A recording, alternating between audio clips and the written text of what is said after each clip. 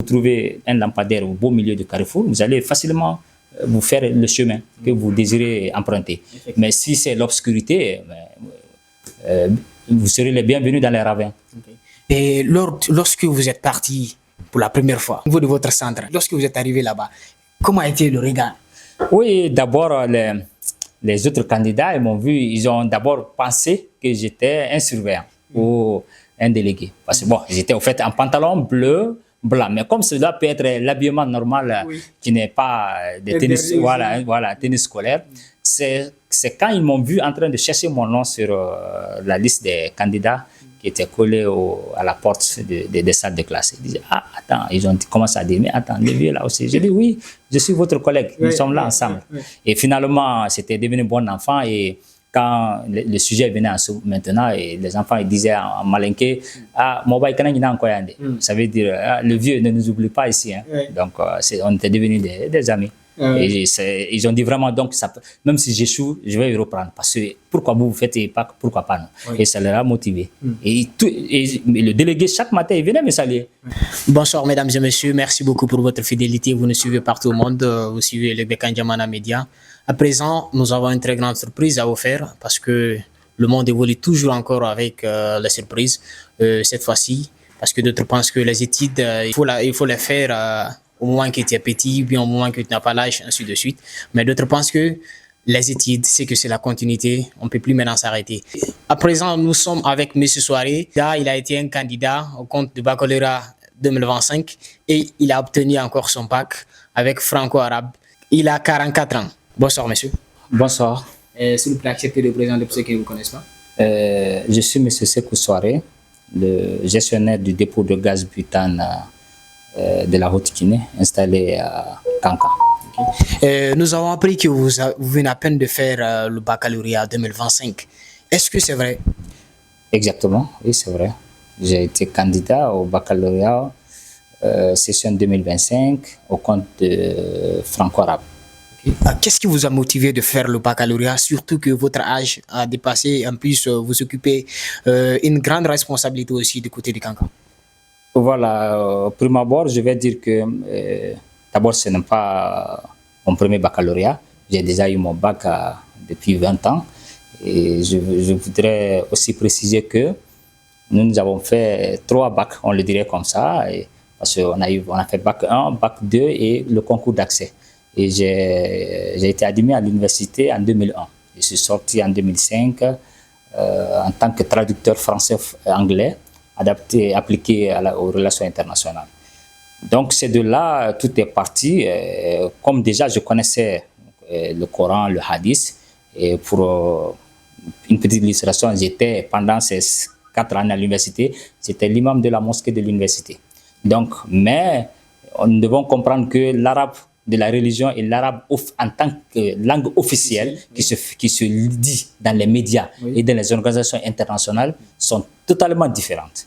Donc c'est là je me suis dit que pourquoi ne pas être polyglotte et commencer à apprendre l'arabe. Et j'ai commencé à m'autodidacter en achetant des documents, en étant, n'est-ce pas, côtoyant les amis, les oustas, les muallim qui ont bien étudié l'arabe. Et finalement, je me suis vu que j'ai un niveau aussi élevé que certains sortants d'université de la langue arabe, ou sinon que plus.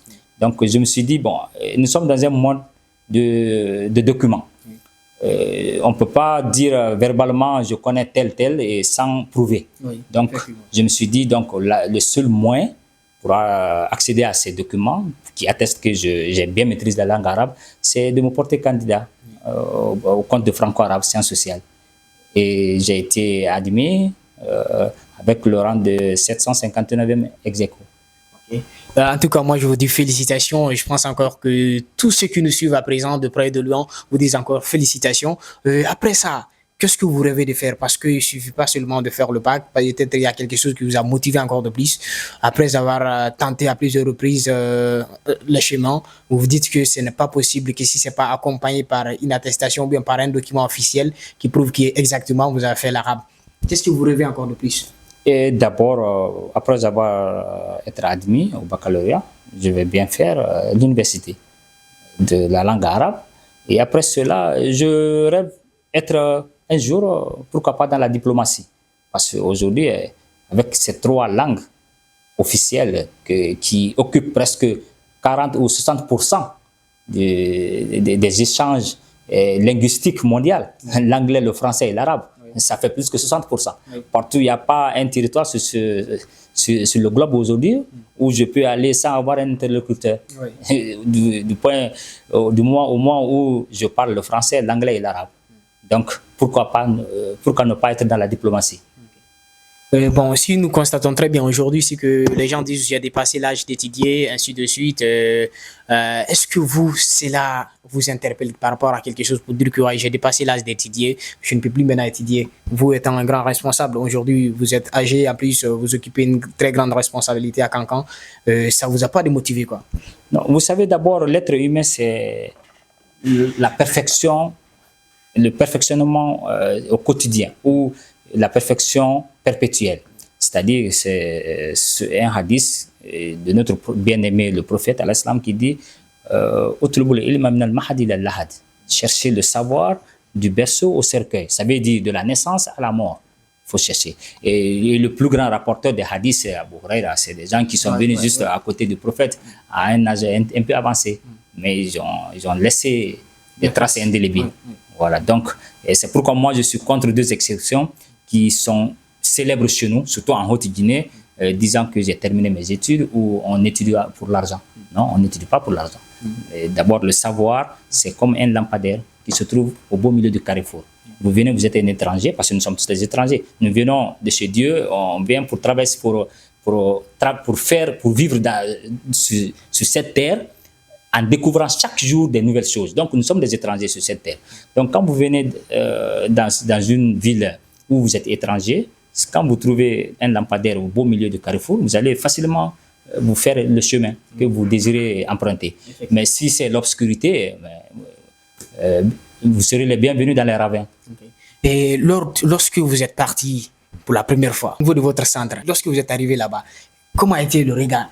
Oui, d'abord, les autres candidats, ils m'ont vu, ils ont d'abord pensé que j'étais un surveillant ou un délégué. Parce que bon, j'étais au fait en pantalon bleu, blanc. Mais comme cela peut être l'habillement normal qui n'est pas de tennis, tennis scolaire, c'est quand ils m'ont vu en train de chercher mon nom sur la liste des candidats qui étaient collés à la porte des salles de classe. Ils disaient, ah, attends, ils ont commencé à dire, mais attends, le vieux là aussi. J'ai dit, oui, je suis votre collègue, nous sommes là ensemble. Et finalement, c'était devenu bon enfant et quand le sujet venait maintenant, et les enfants ils disaient en malinqué, ah, ça veut dire, ah, le vieux ne nous oublie pas ici. Hein. Donc, on était devenus des amis. Et ils ont dit vraiment, donc, même si j'échoue, je vais y reprendre. Parce que pourquoi vous faites et pas, pourquoi pas non. Et ça leur a motivé. Et le délégué, chaque matin, il venait me saluer. Il dit, ah, le candidat spécial, bonjour, du courage, c'est bon. Et c'est des gens comme vous que nous cherchons dans ce pays-là. Voilà. Donc, je pense que M. Sékou est devenu une source de motivation pour toute une génération déjà qui rêve de partir très loin en fonction de ce que vous voulez apprendre dans la vie. Parce qu'il ne suffit pas seulement de compter une seule tentative pour dire que ouais, c'est fini. Donc, M. Sékou est l'exemple déjà, il est l'exemplaire qui dit que c'est possible d'avancer, de partir très loin quand on veut. Donc, rêvons grand et puis faisons encore comme M. Sékou qui va essayer de répondre à notre dernière question. M. Sékou, vous allez essayer de passer encore le message à l'endroit de la jeunesse africaine. Ce que je peux dire à la jeunesse africaine, particulièrement celle de la Guinée, c'est de continuer à apprendre. Apprendre. Rien n'a fait avancer les autres pays que nous voyons aujourd'hui devant nous, sinon que le savoir. C'est le savoir seulement. Donc, ça ne sert à rien juste d'avoir la licence et puis s'en arrêter là. Et c'est pas bon. C'est ce qui fait aujourd'hui le problème. Parce que depuis l'avènement de ce système LMD, celui qui a la licence, il s'arrête là. Il ne sait pas qu'il doit obligatoirement avoir au minimum le master. Parce qu'on dit LMD. Il faut au moins 2. Donc, et continuer à master, doctorat. Il faut toujours se former et continuer à se former et acquérir de l'expérience. Et plus vous étudiez, plus vous découvrez des choses que vous n'avez jamais vues ou connues auparavant. Merci beaucoup. La jeunesse, c'était ça le message de M. Sékou. Une jeunesse qui veut être grande. Donc, il faut que cette jeunesse aussi accepte d'être comme Monsieur Sikou, qui a accepté de tenter le baccalauréat à plus de 40 ans. Donc, nous savons tous que 40 ans, c'est pas 4 jours ni 4 semaines. Donc, acceptons de partir plus loin. Merci beaucoup. On était avec Monsieur Sikou.